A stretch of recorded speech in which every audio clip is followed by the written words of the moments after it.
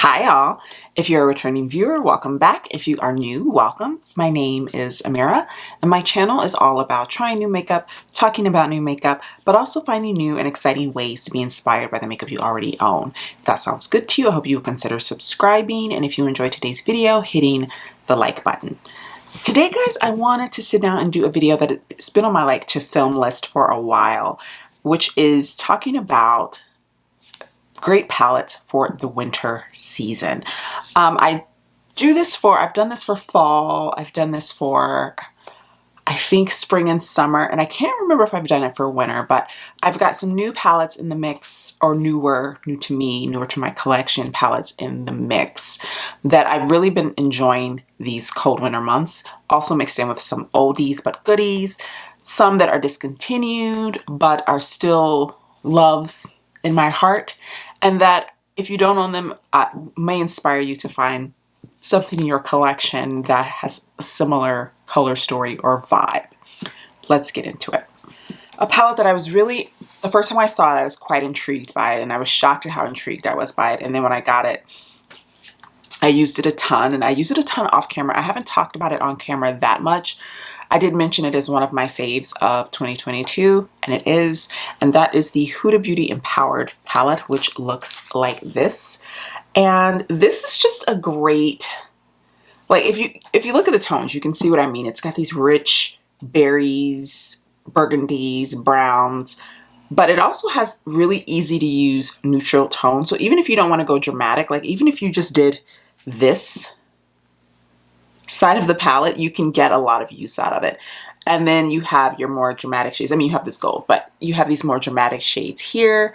So it's just a very, in my opinion, really usable palette. The formula is really great. I've said before that I have mixed feelings about Huda's formulation. This is probably, this one and the Jaguar, the little mini Jaguar palette are probably the two that I've enjoyed using, like really enjoyed using. Yeah, I've been able to do, there have been times that I've just literally just taken this shade, Keep Going. Let me see, this one here and this shade, these two, and just applied those on my lid, and that was it. Like just a quick little eye look.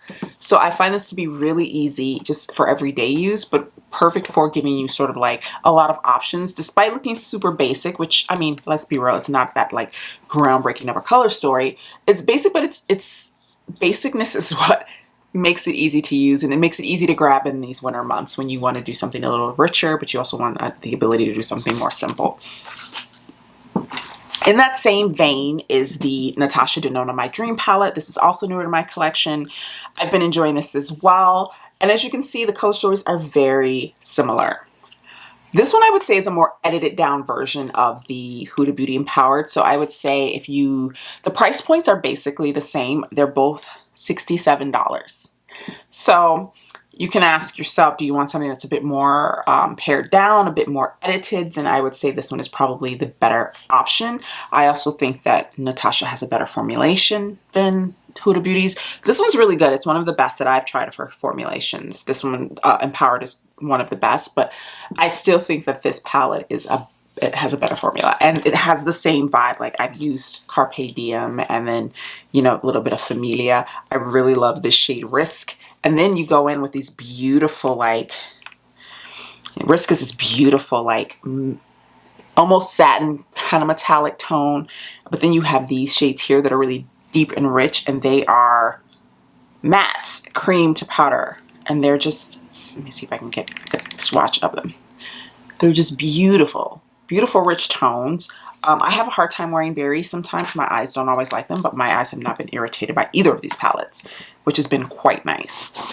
Next up is one of the palettes that was in my January makeup capsule. I have since swapped it out. I mentioned in that video for my January makeup capsule that I would probably be swapping out the two palettes that I had included, which was this one and another one that I'm going to mention in a moment. At the moment, I'm sort of going between a couple of palettes, and I haven't decided what I want to make for the rest of the month for the capsule, like what I want to choose, which two I want to choose. But I've kind of been thinking it is probably going to be this one and another one, like an older palette. So this is the Blend Bunny All Done Up palette. This is a great, I feel like this is a great fall palette. It's a great winter palette, and as you can see, the color story, it has these tones here that make you think fall, but these tones here would give it that winter vibe because they're so rich, so blendable, just beautiful tones. And then you've got your lighter tones here. But for me, I've been using the mattes mostly in this palette, and I've been really blown away by them. And I've just been loving the sort of like, I've been leaning into sort of these rich all matte looks with this palette that look so great for summer. I mean, sorry, for winter, but also look really great for fall. So it's like a good, I feel like this is a good transition palette.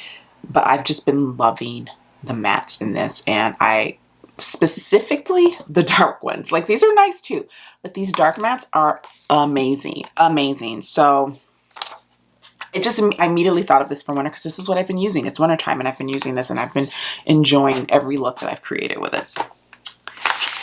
And then this palette that I'm going to mention, I've mentioned before that I kind of have mixed feelings about it, but I do think it's a good palette for winter. And I do think the color story is a good color story for winter. And I'm going to mention it in the vein of another palette that was one of my favorite palettes of 2022. So first up is the Lisa Eldridge Vega palette. And this is what it looks like. And I've talked about my, my struggles with the formulations in this. This is what I'll say about this palette. I think the color story is perfect for winter, and I think the formulation isn't bad. It all depends on what your preferences are. So if you are someone who is looking for something that has these cooler tones, the formulation is of the darker tone, the mattes is a bit lighter, like you can, it's more the type of formulation where you can build and you can go really light if you want to, and then go a little bit more intense. This is probably a good palette for you. I love the metallics in this palette. I think they're stunning, absolutely stunning. Look how pretty my finger stayed from that.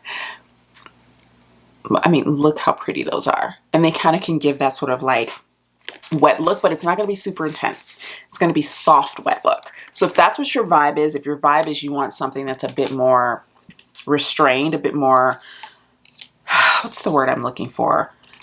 Elegant in formulation, and like it's not a lot going on, a lot of, you know, not too much pigment, and you're maybe a little afraid with these deeper tones of, you know, too much pigment. And also I will say, if you are of a lighter complexion, you may not struggle with the tones of these as much as I did.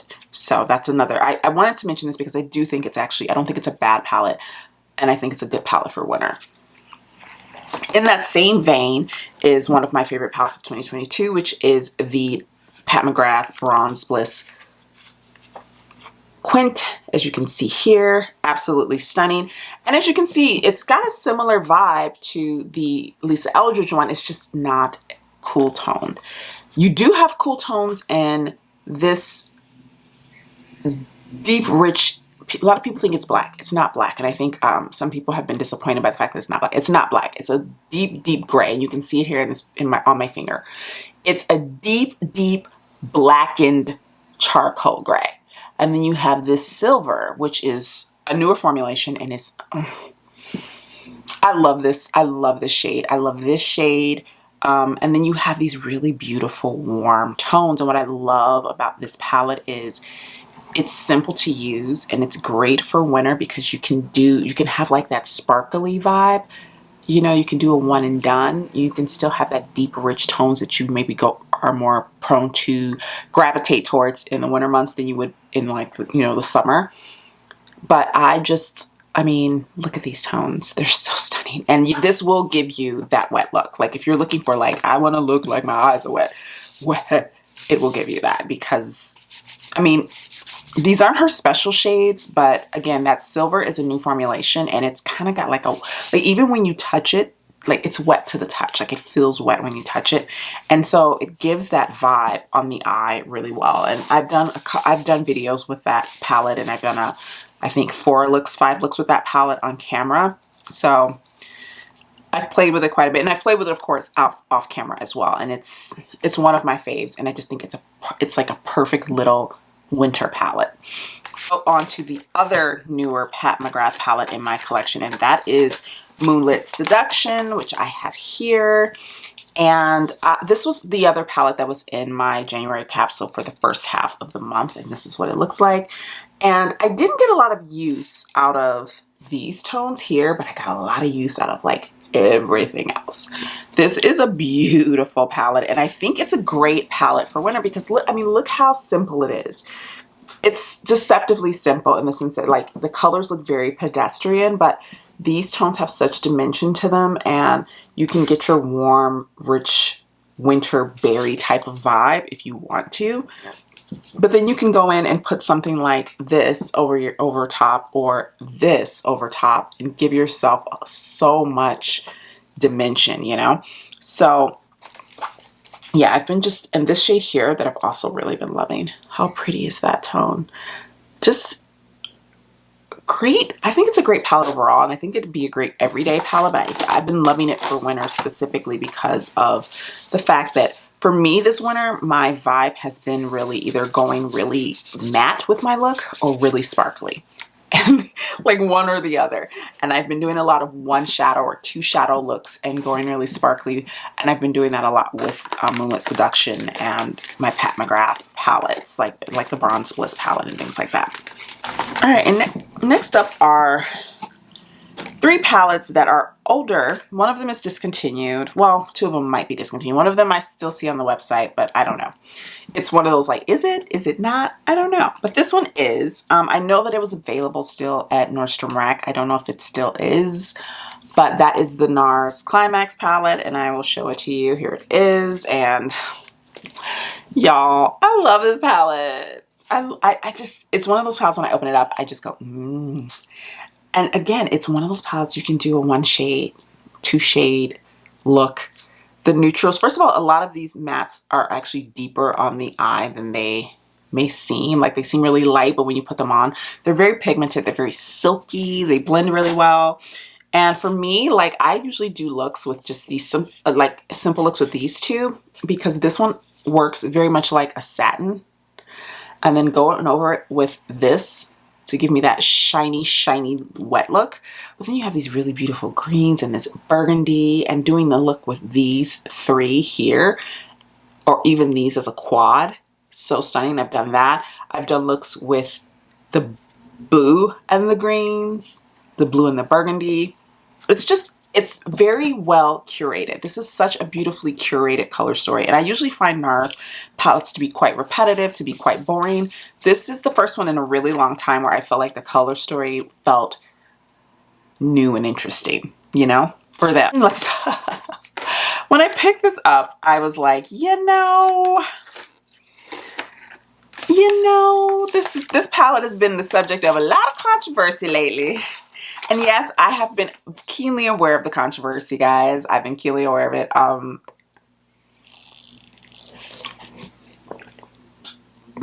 Yes, I'm aware of it. It's still one of my favorite palettes, and I have thoughts about that whole thing. I'm not going to get into it right now, but I still think the palette itself is valid and worth owning. And that is Pat McGrath's Midnight Sun. I'm showing it. I don't even care, because look at this palette. It's stunning. This is a beautiful palette. If you own it, if you bought it with the sticker on it. Let me stop. If you bought the old iteration or the Star Wars iteration, it's still a palette worth owning, guys. It's still a beautiful palette. I mean, look at how beautiful this is. I use this palette in the winter a lot, because every time I do a look with it, I'm so happy with it. This, look at that olive. Look at that. Look at this. I mean, you don't get a lot of reds like that. It's like a burnt burgundy. Oh, and then even the like olivey tone. I mean, this is one of my favorite, like Taboo is one of my favorite, just like neutral mattes. It's just stunning. This palette is. And then you've got the special shades. You want to add a little fire to your life? Look at that. Look at that fire to your life. It's a beautiful palette. Stunning. Love it for winter. Still a winner in my book, despite the controversies of how the brand has been trying to sell it.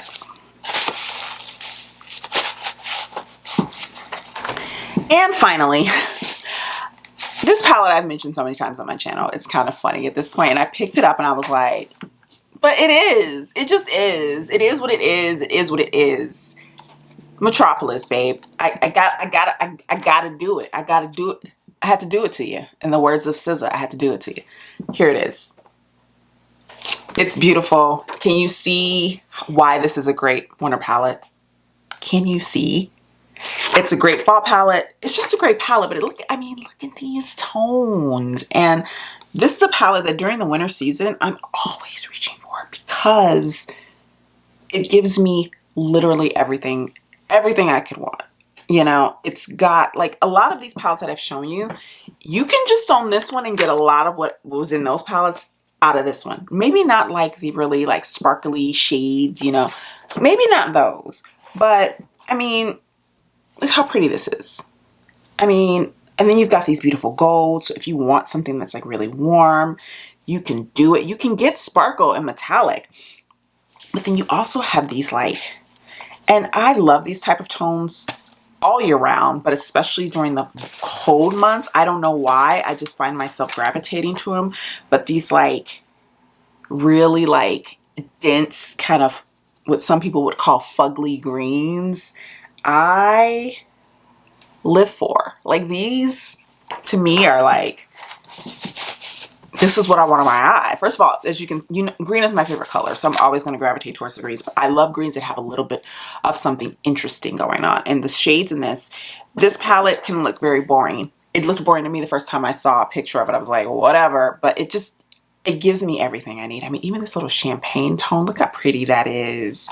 And then you've got these like, and I'm not swatching them y'all because these are so pigmented that I would not be able to get these off. But this is a deep, deep navy blue. This is a rich, rich, rich, just true blue, midnight blue, like darkest dark. And then this is like an emerald green. They look very similar in the pan, but they're not like, her cream powders are so densely formulated that they often can look quite samey in the pan, and it's only once you pick them up with a brush or with your finger that you can see the dimension in them, you know, and the difference in tone. Absolutely stunning. I mean, look at that teal, you know, look at this one, this ocean blue. And I don't even reach for these that often. This one I reach for more often than this one, but I mean, now I just kind of want to slather that all over my eyelid. Oh, and then this red, and I'm a sucker for a red metallic. Oh, it's such a beautiful palette, and it is a palette that I get excited. Like once the cold season comes, like the colder months come around, I'm like, it's Metropolis time, baby. All right, guys, so that's my little curated 2023 winter palette list. Let me know in the comments down below what are some of your favorite palettes that you reach for again and again during the winter season. And if you enjoyed today's video, please be sure to hit the like button, and I will see you guys in the next one. Bye now.